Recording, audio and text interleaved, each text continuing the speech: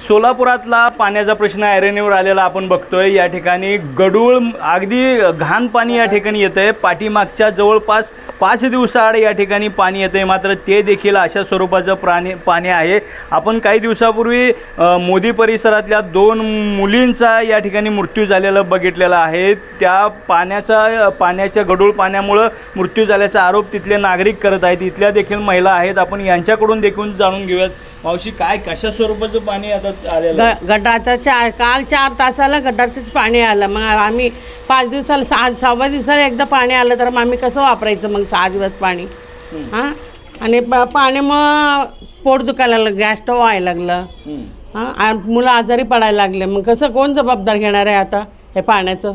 महापालिकेचे कोणी अधिकारी आले नाहीत का विचारायला? नाही आले, काल आलं होतं। काल आलं तर ते मेडिक्लीन काहीतरी घालून प्या म्हणायला लागला। तसं पितात का एवढं घालून पाणीमध्ये मेडिक्लीन घालून? हां, कसं प्यायचं मग ते पाणी? कसं वापरायचं घरात? आंघोळ केलं तर पण खास सुटायला लागलं, आंघोळ केलं तर ते पाणी पण हां असं तोंडात घातलं तर गटारचं वास यायला लागलं।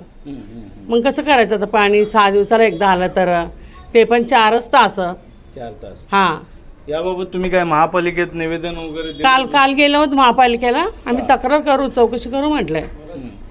काल जाऊन आला मी सगळं मिळून, बायका महिला सगळं जाऊन तिथं तक्रार करून आलं तर पाणी घेऊन गेलं आम्ही। हाया पण व्हायला लागलं पाण्यात। असं ड्रम घासलं तर ना त्या मच्छीचं वास कसं येतं तसं यायला लागलं ड्रममध्ये घासलं तर। हां, असं एवढ्या दिवसाला पाणी असं आलं तर मग कसं आम्ही कसं जगावं? खायचं काय, प्यायचं काय? मग कोण जबाबदार घेणार आहे आमचं?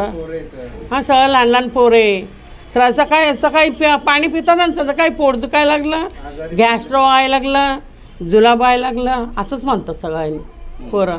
मग दवाखान्यात जाऊन दाखवलं तर पाण्याचं काहीतरी त्रास आहे म्हणाला डॉक्टर।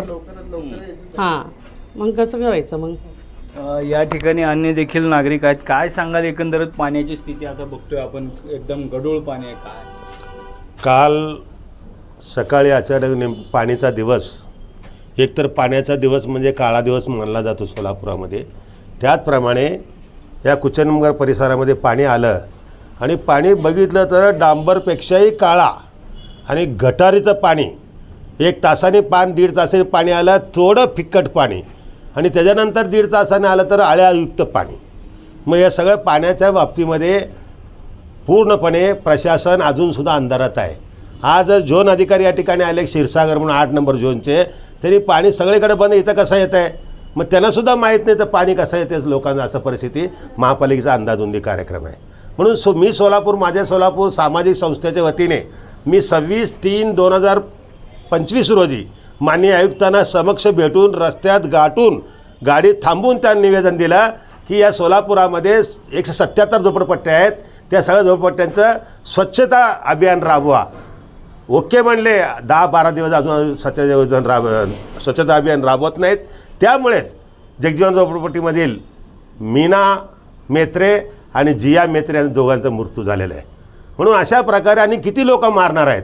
आणि या भागामध्ये तर अत्यंत गंभीर परिस्थिती आहे।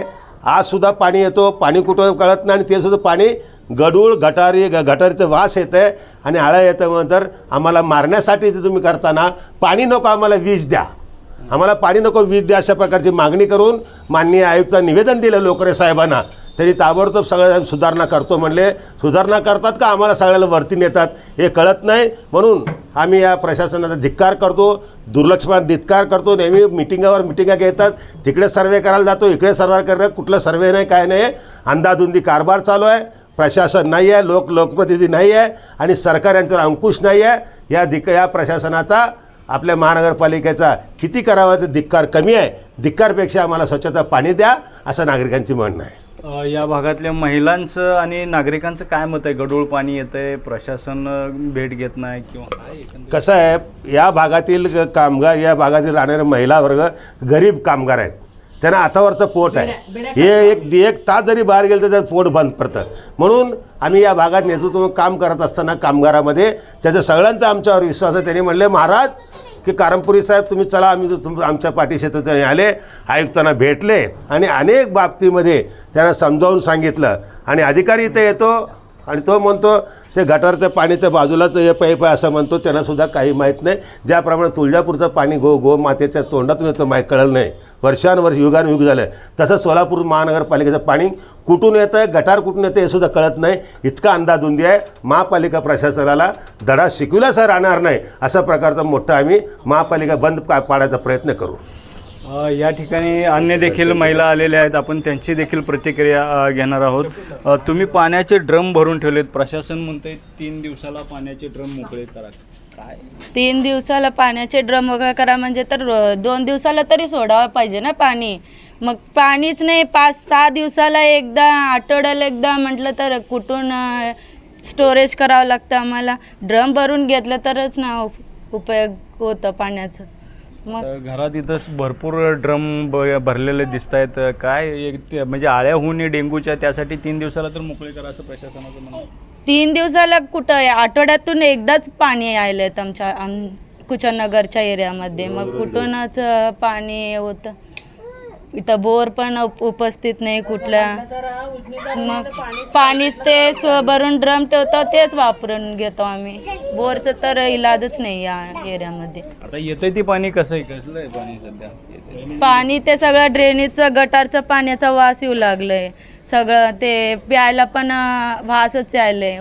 वापरता तर अजिबात येत नाही. लहान लहान पोरं आहेत ते तोंडात घातलं तर मुलांना कुठलं तर गॅस, उलटी जुलाब ते प्रॉब्लेम होतच असतं. त्यामुळे आता कुठलं पाणी वापरता आता मग तुम्ही?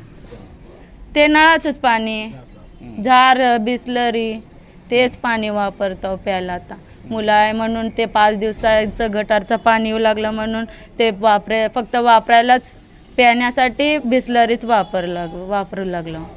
आता हातावरचं पोट आहे म्हणताय, श्रमिक आहे, परवडतं बिसलरी पिणं? आता लहान मुलं आहे ना, त्यांना पण त्यांचं पण काळजी करावं लागतं ना. ॲडमिट केलं तर ते पण आम्हालाच भरावं लागतं ना. म्हणून त्यांच्यासाठीच झारचं पाणी वापरू लागलं पिण्यासाठी. आजी काहीतरी म्हणत होत्या उजनीचं धरणाचं, काय म्हणत होते तुम्ही? आता आम्ही महानगरपालिकेला गेलं तर आता 6 दिवसाला एकदा पाणी सोडता तुम्ही. मग आम्ही कसं वापरायचं म्हटलं तर त्यांनी साहेब म्हणतात उजनी धरणालाच पाणी नाही आहे, कुठनं सोडायचं. पुणा बॉम्बेला तर रोज येतात. पुणा बॉम्बेच्या सिटी किती मोठे आहे, आपलं गाव एवढंच आहे. काल म्हटलं मी साहेबाला एवढं आहे आपलं शहर. मग 6 दिवसाला एकदा आलं तर आम्ही कसं भरायचं, आम्ही पाणी कसं प्यायचं, कसं वापरायचं. एकतर बोरचा इलाज नाही आहे. पाणी असलं तरच काम होतं ना. पाणी नसल्याशिवाय काय पण कामच होत नाही. अधिकारी काय म्हणले मग त्यावेळेला? हे होते कुचननगरमधले रहिवासी बघितलेले. यांचे पाण्याची स्थिती 5 दिवसाआड पाणी येत आहे. ते देखील गढूळ आहे, मैला मिश्रित आहे, अगदी घाण काळेकुट्ट पाणी आहे. त्या पाण्यामध्ये आंघोळ केली तर अंगाला खाज सुटते असं या नागरिकांचं मत आहे. आणि तेच पाणी प्रशासन पिण्यासाठी या ठिकाणी नागरिकांना सांगत आहे. मुंबई तकसाठी विजयकुमार बाबर, सोलापूर.